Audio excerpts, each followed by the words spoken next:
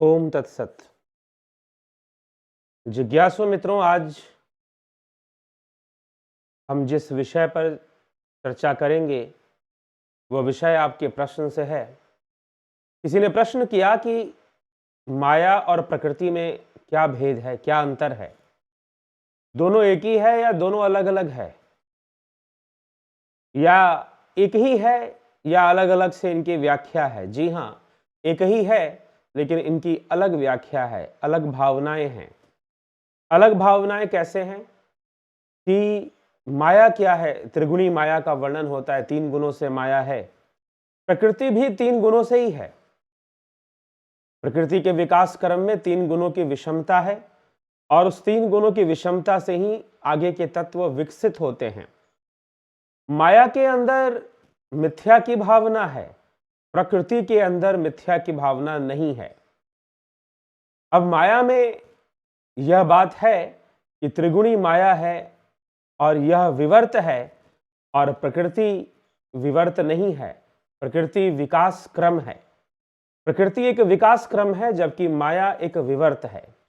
तो यह एक वैसे एक ही विषय है दोनों का दोनों, लेकिन उनको अलग भावना से सिर्फ देखा गया है। और यह विषय है सांख्य और अद्वैत वेदांत का। अद्वैत वेदांत के अनुसार, अद्वैत वेदांत में विवर्तवाद को माना गया है, अर्थात ब्रह्म का विवर्त है, संपूर्ण जगत ब्रह्म का विवर्त है, सब कुछ ही ब्रह्म का विवर्त है, तो माया भी उसका विवर्त है। विवर्त कहने का मतलब क्या है? विवर्त कहने का तात्पर्य यह नहीं है कि वो वही है, बल्कि उससे प्रकाशित हो रहा है। प्रकाशित होने का अर्थ भी आप कह सकते हैं मैनिफेस्ट होना। मैनिफेस्ट होना, कोई चीज वास्तव में है नहीं, लेकिन वो मैनिफेस्ट हो रहा है। जैसे कि आपकी परछाई, माया छाया एक समान इसलिए कहा गया है। आपकी परछाई है नहीं, आपकी परछाई का कोई अस्तित्व नहीं है, लेकिन सूर्य की रोशनी में जब रोशनी आपके शरीर पर पड़ती है, तो जो जगह रोशनी नहीं पड़ती है, आपके शरीर के आगे भी वस्तुओं पर रोशनी पड़ती है, लेकिन जिस जगह पर रोशनी नहीं पड़ती है, क्योंकि आपका शरीर उसे रोक लेता है, आपका शरीर उसे रोक लेता है, तो आपके शरीर ने जब उसे रोक लिया, तो वहां पर आपकी परछाई बन जाती है, आपकी छाया बन जाती है, शैडो बन जाता है। उसी प्रकार से माया छाया को एक समान माना गया है। तो विवर्त में मैनिफेस्टेशन है। मैनिफेस्टेशन का मतलब कि वास्तव में माया नहीं है, लेकिन इंद्रिय वृत्तियों में, वृत्तियों के कारण, मन बुद्धि चित्त अहंकार अंतःकरण के कारण सत्य ढका हुआ है, आत्मा ढका हुआ है, और उसके ढके होने के कारण, उसका प्रकाश सामने न आने के कारण, वैसे उसका प्रकाश सामने ही है, क्योंकि वो सेल्फ है, वो स्वरूप है, आत्मा स्वरूप है, वो हम स्वयं ही हैं। तो इसीलिए हम तो हैं स्वयं आत्मा, लेकिन उसके ऊपर जो अंतःकरण का जो आवरण बन रहा है, उससे यह माया प्रकट हो रही है, जैसे कि परछाई प्रकट हो जाती है, जैसे कि शैडो प्रकट हो जाती है। तो माया के अंदर विवर्त की भावना है। माया विवर्त है, ना कि माया सत्य है। तो विवर्त है, तो विवर्त में, विवर्त को आप कई तरह से समझ सकते हैं। कुछ लोग कहेंगे विवर्त मतलब उसी से बना है। उसी से बना नहीं है। क्या परछाई सूर्य से बना है? क्या परछाई सूर्य से बना है? परछाई सूर्य से नहीं बना है, लेकिन परछाई का कारण कौन है? सूर्य ही है। परछाई का कारण भी सूर्य ही है, प्रकाश ही है, तो कारण उसका वही बन रहा है। तो इसलिए जो है, देखा जाए तो माया का कारण ब्रह्म ही है, संपूर्ण जगत का कारण ब्रह्म ही है। और जो ब्रह्म को जान जाता है, वह जान जाता है कि सब कुछ ब्रह्म है, माया भी ब्रह्म है, जगत भी ब्रह्म है। तो त्रिगुणी माया, तो माया की भावना 3 गुणों से की गई है, सतोगुण, रजोगुण, तमोगुण से। इसी प्रकार प्रकृति की भी भावना 3 गुणों से है, सतोगुण, रजोगुण, तमोगुण। यह 3 गुण ही प्रकृति है। अब इन 3 गुणों की समअवस्था और इन 3 गुणों की विषम अवस्था, साम्य अवस्था में अप्रगट है। साम्य अवस्था में, अब क्योंकि यहां पर साम्य अवस्था की व्याख्या पर सांख्य दर्शन ने प्रकृति को रोक दिया है, लेकिन इसी को अद्वैत में इनके द्वैत का खंडन करते हुए, पुरुष प्रकृति के द्वैत का खंडन करते हुए ब्रह्म की स्थिति बताई गई है। इसका आधार लिया गया है अथर्व वेद। अथर्व श्रुति के आधार पर इसकी चर्चा मिलती है, क्योंकि अथर्व वेद में साफ साफ लिखा हुआ है कि ब्रह्म के दो विवर्त हैं, जड़ चेतन, अर्थात ब्रह्म दो रूप से प्रकाशित होता है, जड़ और चेतन के रूप से। लेकिन जड़ और चेतन की जो द्वैत अनुभूति है यह इंद्रियों में है, यह मन और बुद्धि में है। अर्थात यह भी सत्य नहीं है, क्योंकि यह निर्भर है, इसकी अनुभूति भी निर्भर है मन बुद्धि के ऊपर, इंद्रियों के ऊपर। वहां पर जड़ता दिखाई देती है, कुछ चीजें हमें चेतन दिखाई देती हैं, कुछ वस्तुएं हमें जड़ दिखाई देती है। वैसे सभी चेतन है, ऐसा कुछ नहीं कि कोई चेतन नहीं है, लेकिन हमें ऐसा दिखाई देता है कि कुछ जड़ है, कुछ चेतन है, ऐसा दिखना शुरू हो जाता है।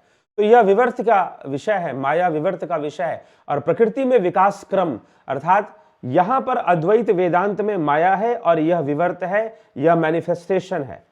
और सांख्य दर्शन में प्रकृति है और प्रकृति का विकास क्रम है, अर्थात इवोल्यूशन को माना गया है। अर्थात प्रकृति विकसित हो रही है, प्रकृति इवॉल्व कर रही है। तो पहले, सबसे पहला इवोल्यूशन के पीछे कारण क्या है? विषमता, साम्यावस्था नहीं, विषमता, ऑडनेस, नॉट इवननेस बल्कि ऑडनेस, ऑडनेस इन गुनाज, थ्री गुनाज, सत्य रज एंड तम। इनके अंदर जो ऑडनेस है, इनके अंदर जो विषमता है, उससे जो सबसे पहला तत्व बना, महत तत्व बना। महत तत्व जो कि बुद्धि का परिचायक है, बुद्धि का परिचय देता है। तो महत बना और महत से फिर विकसित हुआ, अविद्या को ग्रहण करने से क्या विकसित हुआ? अहंकार, अस्मिता, अस्मिता विकसित हो गया, अहंकार विकसित हो गया। उसके बाद क्या विकसित हो गया? मन विकसित हो गया। अब उसी में से तीन, अगर मान लीजिए तीन गुण है तो बुद्धि भी तीन प्रकार की होगी, सात्विक बुद्धि, राजसी बुद्धि, तामसी बुद्धि। अहंकार भी तीन प्रकार का होगा, सात्विक अहंकार, राजसी अहंकार और तामसी अहंकार। तो सात्विक अहंकार बाद में चलकर मन और इंद्रियों के रूप में विकसित हुआ, ज्ञान इंद्रियों के रूप में, क्षमा करें, मन और ज्ञान इंद्रियों के रूप में सात्विक अहंकार विकसित हुआ। राजसी अहंकार कर्म इंद्रियों के रूप में विकसित हुआ। कुछ विद्वानों के अनुसार, सांख्य शास्त्र के कुछ आचार्यों के अनुसार, जो सात्विक अहंकार है उसी से ज्ञान इंद्री, कर्म इंद्री दोनों उसी से विकसित हो गए, ऐसा मान लिया जाता है। लेकिन कुछ आचार्यों के अनुसार जो कर्म इंद्रियां हैं वो राजसी अहंकार से विकसित हुए और कर्म भी विकसित हुआ। फिर जो अब जो तामसी अहंकार है उससे पंचभूत और तन्मात्राएं विकसित हुई, क्योंकि हम अनुभव, जिनका हम अनुभव करते हैं वो तन्मात्राएं हैं। पंचभूत और तन्मात्राएं विकसित हुई और फिर उन पंचभूत से बाकी संसार, स्थूल संसार बना और जो है ज्ञानेंद्रियों से अनुभूति लिया, अनुभव होना शुरू हुआ और कर्म इंद्रियों से कर्म हुआ। इस प्रकार से संपूर्ण प्रपंच स्थापित हो गया। प्रपंच कहने का मतलब पंच तत्वों से निर्मित यह संसार स्थापित हो गया और इसमें जीव अनेकों प्रकार के कर्म करने लगा, ज्ञानेंद्रियों से अनेकों प्रकार की अनुभूतियां करने लगा। अब ये सारी अनुभूतियों का केंद्र बुद्धि बन जाता है, सब अनुभव और ज्ञान का केंद्र बुद्धि बन जाता है और अहंकार इस स्थिति को बनाए रखने के लिए प्रयासरत रहता है। तो इस प्रकार से यह प्रकृति है। प्रकृति में इवोल्यूशन की भावना है, विकास क्रम की भावना है, लेकिन माया में विवर्त की भावना है, क्योंकि माया को मिथ्या कहा गया। तो मिथ्या, विवर्त मिथ्या हो सकता है, मैनिफेस्टेशन मिथ्या हो सकता है। जैसे आप सिनेमा हॉल में सिनेमा देखने गए हैं तो वहां पर पीछे से प्रोजेक्टर से लाइट आ रही है, वो सामने जो भी पर्दा है या वॉल है उसके ऊपर जो है लाइट गिर रही है और वो जो है उससे आप फिल्म देख रहे हैं। तो वास्तव में जो फिल्म चल रही है आप वो देख रहे हैं, आप लाइट को नहीं देख रहे। तो फिल्म चल रही है तो आप उस फिल्म के रिफ्लेक्शंस को देख रहे हैं, जो कि वहां पर विवर्त के रूप में है, अर्थात मैनिफेस्ट हो रहा है। वहां वो है नहीं लेकिन वहां प्रकाशित हो रहा है, लग रहा है कि वहां है। फिर उस पर्दे पर चलने वाले फिल्म को देखकर, अगर कॉमेडी फिल्म है तो आप हंसने लग जाते हैं, बहुत इमोशनल है तो रोने लग जाते हैं, हॉरर है तो डरने लग जाते हैं, थ्रिलर है तो घबराने लग जाते हैं। तो फिर ये इस तरह से आप उस भावना में चले जाते हैं। इसी प्रकार से माया को विवर्त माना गया है, न कि इसका प्रोजेक्टर कौन है, इसका प्रोजेक्टर स्वयं आत्मा है, स्वयं ब्रह्म है। उसका होना या ना होना है, तो इस प्रकार से ब्रह्म हमेशा है और वह विवर्त है। यह संपूर्ण माया विवर्त के रूप में देखी गई है। बल्कि और तीन गुण यहां भी काम कर रहे हैं, यहां पर भी त्रिगुणी माया का वर्णन है, अर्थात इसमें भी रजोगुण, तमोगुण, सतोगुण काम कर रहे हैं। अर्थात प्रकाश, स्थिति और क्रिया। प्रकाश क्या है? सतोगुण है। क्रिया क्या है? रजोगुण है। स्थिति क्या है? तमोगुण है। ये काम कर रहे हैं। तो माया में वहां भी काम कर रहे हैं, लेकिन माया का जो कॉन्सेप्ट है वहां पर इवोल्यूशन नहीं है, वहां पर मैनिफेस्टेशन है, वहां पर मैनिफेस्टेशन माना गया है। ठीक है। लेकिन जो प्रकृति की भावना है यहां पर उसी को इवोल्यूशन कहा गया है। अब ये दोनों सत्कार्यवाद से निकलते हैं और एक को कहते हैं विकासवाद, एक को कहते हैं विवर्तवाद, theory of evolution and theory of manifestation. ठीक। तो यह भेद है। वैसे एक ही चीज है लेकिन उसको अलग दृष्टि से देखा गया। कुछ विद्वानों ने कह दिया कि यह प्रकृति का विकास क्रम है, प्रकृति ने अपने आप को इस तरह से विकसित कर दिया है। तो ब्रह्मवादियों ने, अद्वैतवादियों ने कहा कि नहीं, यह विवर्त है, यह मैनिफेस्ट हो रहा है और मैनिफेस्टेशन का कारण ब्रह्म है, इसलिए सब कुछ ब्रह्म है। तो इस तरह की भावना की गई है कि हर सब कुछ ब्रह्म ही है। तो इस बस इतना डिफरेंस है कि पॉइंट ऑफ व्यू का डिफरेंस है कि आप किस एंगल से चीजों को देख रहे हैं, समझ रहे हैं। तो सांख्यवाद ने प्रकृति को मूल तत्व माना है, प्रकृति को कारण माना है, जगत का कारण प्रकृति को माना है। यहां पर जगत का कारण, माया का कारण ब्रह्म है अद्वैत शास्त्र में। दोनों में इतने का डिफरेंस है। और ये दोनों विचारधारा, विवर्तवाद और विकासवाद, ये दोनों विचारधारा कहां से आती है? सत्कार्यवाद से आती है। सत्कार्यवाद से आती है, इसीलिए इसे मैनिफेस्टेशन या इवोल्यूशन माना जा सकता है। नहीं तो ज्यादातर जो वर्ल्ड में कंप्लीट जो रिलीजन्स हैं वो ना मैनिफेस्टेशन मानते हैं ना इवोल्यूशन मानते हैं, वो क्रिएशन मानते हैं कि ऊपर में सेवेंथ हेवन में, वहां पर हेवनली फादर ने क्या किया है? वर्ल्ड को क्रिएट किया है। ठीक है। आला ने वर्ल्ड को क्रिएट किया है, वो क्रिएशन मानते हैं।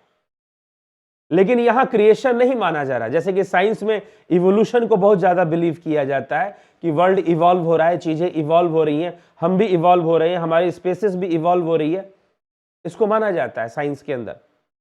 तो पूरे वर्ल्ड में एकमात्र ऐसा रिलीजन है वैदिक रिलीजन, जिसमें कि सांख्य शास्त्र के अंतर्गत इवोल्यूशन को स्वीकार किया गया है। और अद्वैत वेदांत में जिसका प्रचारक, जिसके सबसे अंतिम उसके बाद भी उसके प्रचारक हुए, ऐसी बात नहीं है, लेकिन जो बहुत बड़े लेवल पर जिन्होंने इसका प्रतिपादन किया, अद्वैत वेदांत का आदिगुरु शंकराचार्य ने किया।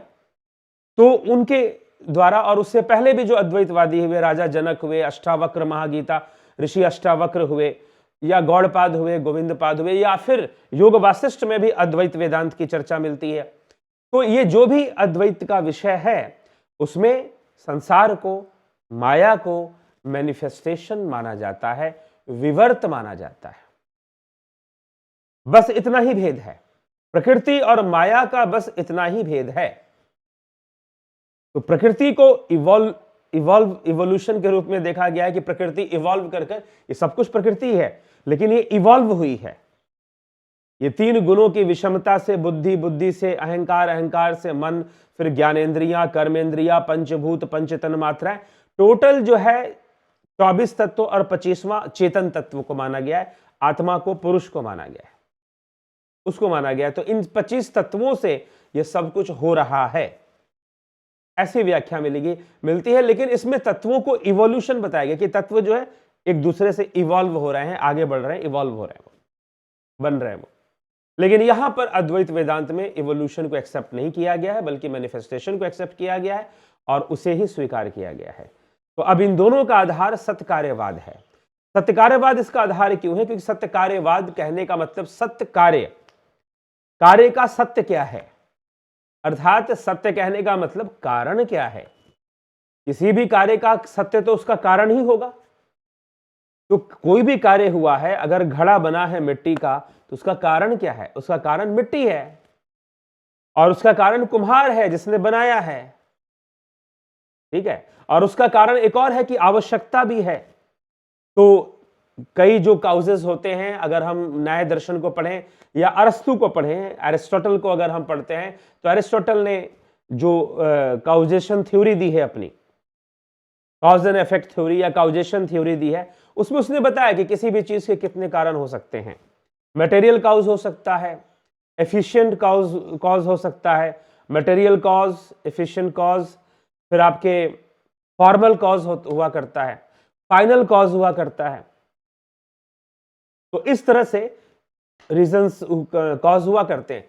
न्याय दर्शन में भी लगभग अरस्तु के समान ही कॉज को माना गया है कि भाई निमित्त कारण होता है, उपादान कारण होता है, निश्चित कारण होता है, कोई निश्चित कारण भी कि भाई हाँ इस कारण से ऐसा किया गया, ठीक है।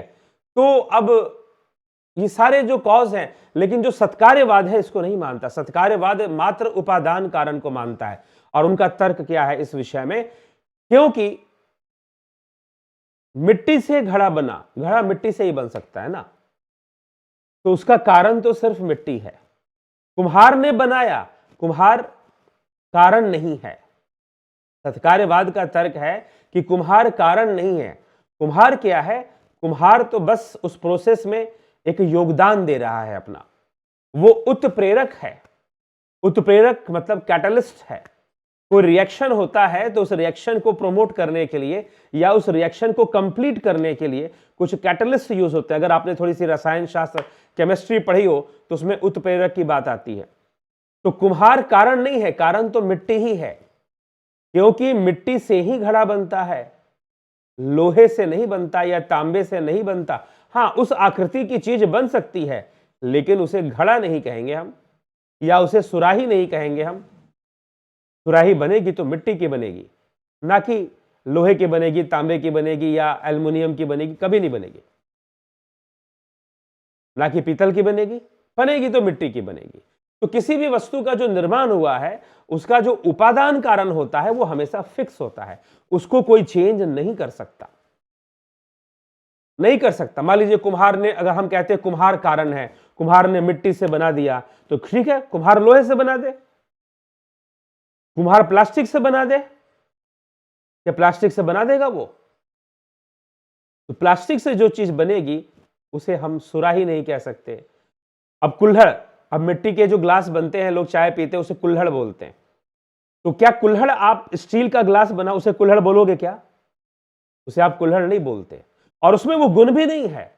मिट्टी के कुल्हड़ में जो चाय पीते हैं उसमें जो एक सोनापन, जो एक टेस्ट आता है, मिट्टी का टेस्ट उसमें ऐड होता है। तो वो जो टेस्ट उसमें आता है, वो टेस्ट कभी स्टील के कप में नहीं आएगा, कभी आपके फाइबर के कप में नहीं आएगा। तो उसमें वो टेस्ट नहीं आने वाला, उसमें वो गुण भी नहीं आने वाला। अब मिट्टी के घड़े के अंदर पानी को ठंडा करने की क्षमता है, गर्मी में बहुत यूज करते हैं लोग, तो वो गुण तो अब लोहे का आप बड़ा सा उसी आकार का बना दो तो वो गुण तो उसमें नहीं आएगा। तो कहने का तात्पर्य यह है कि प्रत्येक वस्तु आप संसार में देखें तो वो किसी खास चीज से ही बन पा रही है, इसलिए उसका कारण वही है। बनाने वाला कारण नहीं है, बनाने वाला उत्प्रेरक है। या दूसरे जो भी हम कारण बोलते हैं, फाइनल कॉज हमने बोल दिया, या फिर जो है फाइनल कॉज कहा, या फिर फॉर्मल कॉज हमने कहा, ठीक है, या एफिशिएंट कॉज हमने कहा। तो जो भी कॉज है वो वास्तव में उत्प्रेरक है, वो रियल कॉज नहीं है। जो रियल कॉज है वो तो हमेशा, घड़ा बनने का रियल कॉज मिट्टी ही है, दूसरा कुछ नहीं हो सकता, मिट्टी ही है, वो हमेशा से मिट्टी है, ठीक है, तभी उसमें वो गुण आएंगे, ठीक। तो इसीलिए ये बात कहेगी, सत्कार्यवाद ने कुम्हार को कभी भी कारण नहीं माना, कुम्हार को उत्प्रेरक माना, ना कि कारण माना। इसलिए प्रकृति के 3 गुण थे, जो बनना था इन 3 गुणों से ही बनना था। कोई कहे कि मैं चौथा गुण लाके बना दूंगा, नहीं बना सकता। तो जो बनना था 3 गुणों से बनना था, तो इसमें बनाने वाला कभी कारण नहीं है, और कोई बना ही नहीं रहा, क्योंकि क्रिएशन को माना ही नहीं गया। सांख्य शास्त्र ने क्रिएशन नहीं, इवोल्यूशन को माना है, विकासवाद को माना है। सांख्य शास्त्र ने विकासवाद को माना है, और अद्वैत ने मैनिफेस्टेशन को माना है, त्रिगुणी मैनिफेस्टेशन। ये सारी चीजें मन बुद्धि चित्त अहंकार और ये इंद्रियां और सब कुछ मैनिफेस्ट हो रहा है, ये विचारधारा है विवर्तवाद की विचारधारा। वैसे मैनिफेस्टेशन और इवोल्यूशन में यहां पर बहुत ज्यादा डिफरेंस आपको नहीं फील होगा, वैसे दोनों में डिफरेंस है, लेकिन यहां आपको ज्यादा महसूस नहीं होगा क्योंकि दोनों ही एक ही विचारधारा से निकल रहे हैं और वो है सत्कार्यवाद। तो यहां पर सांख्य में प्रकृति कारण है, प्रकृति के 3 गुण कारण है, अद्वैत में ब्रह्म ही कारण है।